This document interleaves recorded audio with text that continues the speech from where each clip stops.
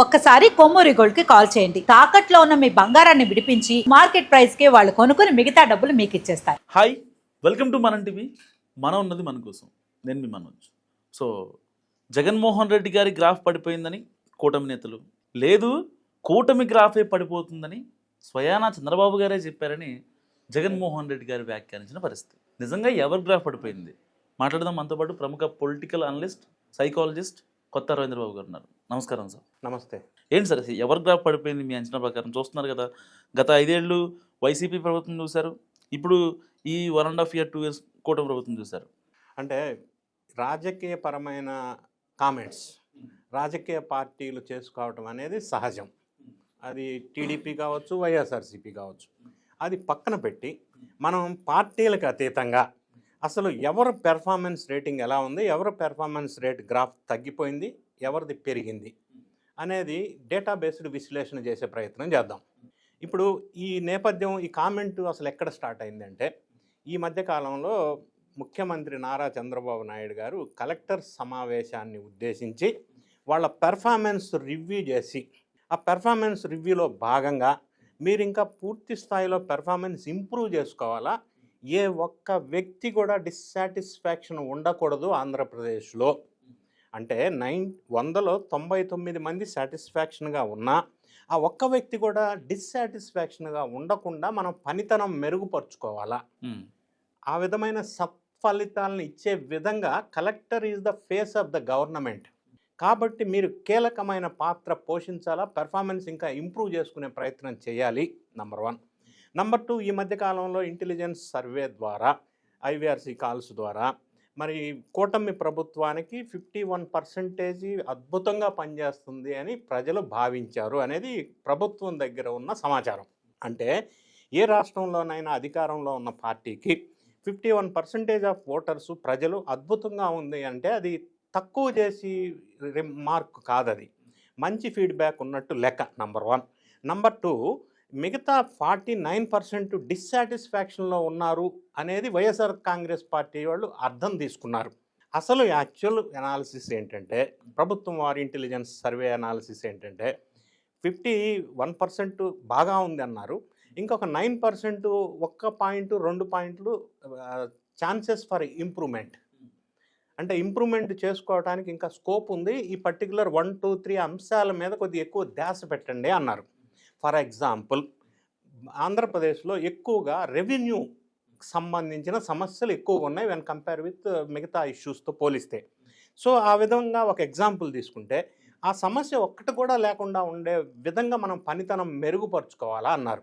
Number 3, ఇక్కడ మనం భారతదేశంలో ఏ రాష్ట్రంలో కూడా ఈ నారా చంద్రబాబు నాయుడు గారు ఉపయోగించిన technological developments, technical utilization in the government అనేది ఆయన ఎక్కువ ఫోకస్ చేస్తారు.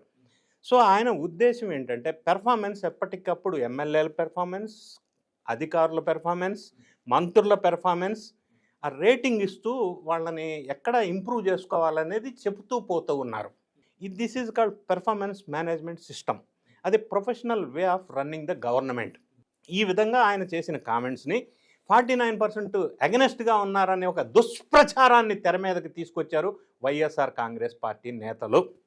ఇప్పుడు పెర్ఫార్మెన్స్ వైఎస్ఆర్ కాంగ్రెస్ పార్టీకి డ్రాప్ అయిపోతుందనేది వాస్తవం. ఎందుకంటే ఏ రాజకీయ పార్టీ అయినా బాధ్యతగా క్రియాశీలకంగా వ్యవహరించవలసిన నేపథ్యంలో వైఎస్ఆర్ కాంగ్రెస్ పార్టీలో ఎన్నుకున్న 11 మంది ఎమ్మెల్యేలు ఎందుకు ఎన్నుకున్నారు? ఫస్ట్ బేసిక్ రీజన్ ఏంది? వాళ్ళకు ఓట్లేసి గెలిపించుకున్న ప్రజల ఆశ ఏంటి? వీళ్ళు అసెంబ్లీలోకి వెళ్ళి ప్రజా సమస్యల్ని ప్రతిబింబించి దాని ద్వారా ప్రభుత్వం నుంచి అధికారికంగా సమాధానం రాబట్టాలి, ప్రజల సమస్యలు పరిష్కారం చేయాలా దేవాలయం లాంటి అసెంబ్లీలో అనేది ప్రాథమికంగా ప్రజలు కోరుకునేటువంటి అంశం.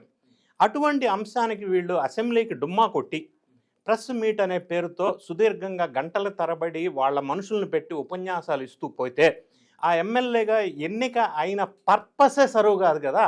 అటువంటి నేపథ్యం ఒకటి. Number 1. Number 2, YSR Congress party చూస్తే జనం అంటే రౌడీ రాజ్, గూండా రాజ్ లాగా రప్ప రప్ప రప్ప అంటాం. ఎవరిని రప్ప రప్ప నరికేస్తారండి? ప్రజలనా? ఓట్లు వేసిన వాళ్ళనా? ఓట్లు వేయని వాళ్ళనా? వేరే పార్టీ వాళ్ళనా? ఏంటి రప్ప రప్ప ఏంటి? నంబర్ 1. నంబర్ 2, అధికారులను బెదిరించడం, సప్త సముద్రాల అవతలున్నా తీసుకొచ్చి బట్టలొప్ప తీసి, ఏంటి బట్టలొప్ప తీసిపోయింది అంటే అధికారులను బెదిరించటం.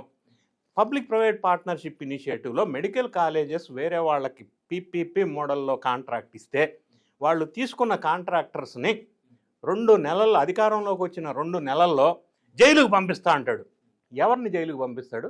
పీపీపీ మోడల్లో కాంట్రాక్ట్ ఎవరైతే తీసుకున్నారో మెడికల్ కాలేజెస్ వాళ్ళని.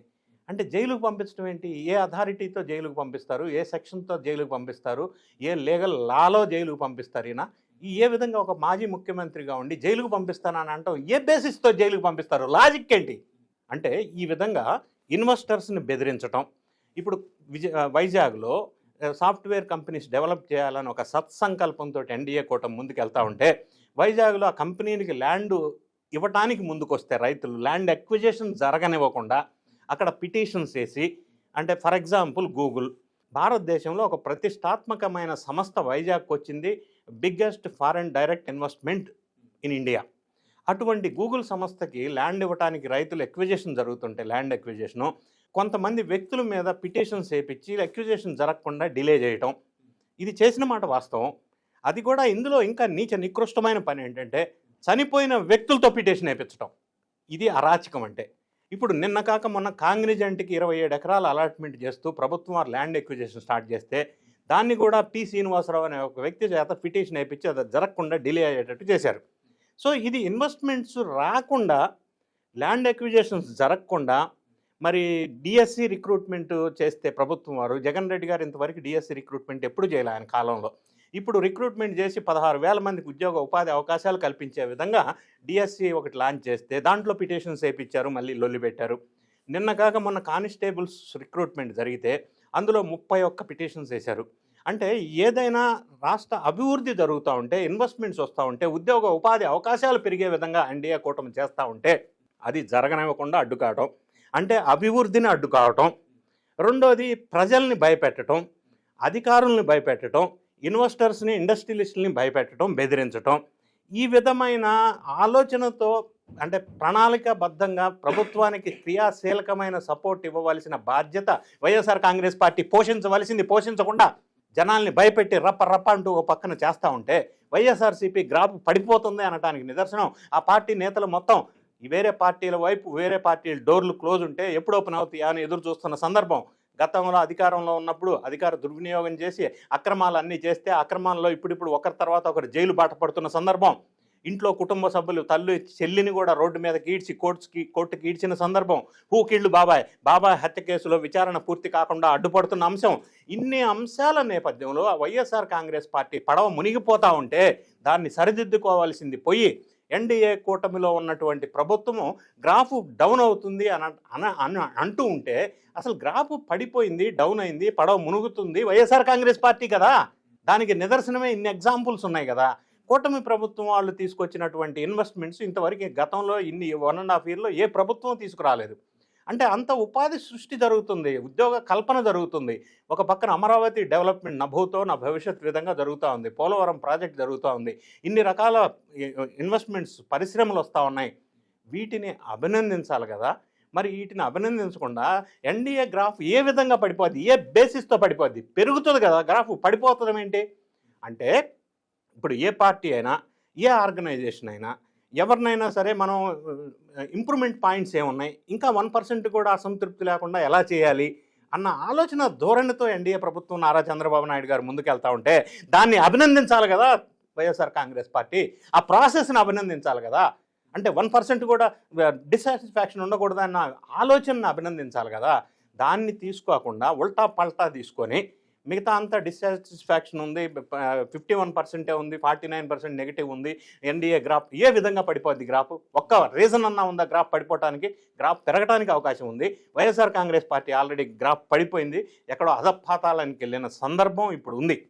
ఆ నేపథ్యంలో వాళ్ళు రియలైజ్ అవ్వకుండా పదే ఒక అబద్ధాన్ని 10 సార్లు చెప్పి ప్రజల్ని మభ్యపెట్టి, బెదిరించి, భయపెట్టి అధికారులని, ప్రజల్ని, ఇన్వెస్టర్స్ని ఈ విధంగా మాట్లాడటం వల్ల వైఎస్ఆర్ కాంగ్రెస్ పార్టీ కొలాప్స్ అయిపోయింది. ఆల్రెడీ ఐసీయూలో ఉంది.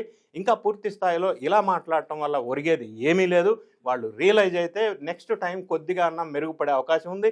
లేకపోతే ఆల్రెడీ భూస్థాపితం అయిపోయింది వైఎస్ఆర్ కాంగ్రెస్ పార్టీ అని ప్రజలు అనుకుంటున్న సందర్భంలో ఎన్డీఏ ప్రభుత్వం గ్రాఫ్ ఏ విధంగా పడిపోద్ది, ఇది ఒక బేస్లెస్, యథావిధిగా as usual baseless false allegation కింద మనం జనాన్ని మభ్యపెట్టే విధంగా మాట్లాడటం కరెక్ట్ కాదనేది వాళ్ళు గ్రహించాలనేది నా వాదన.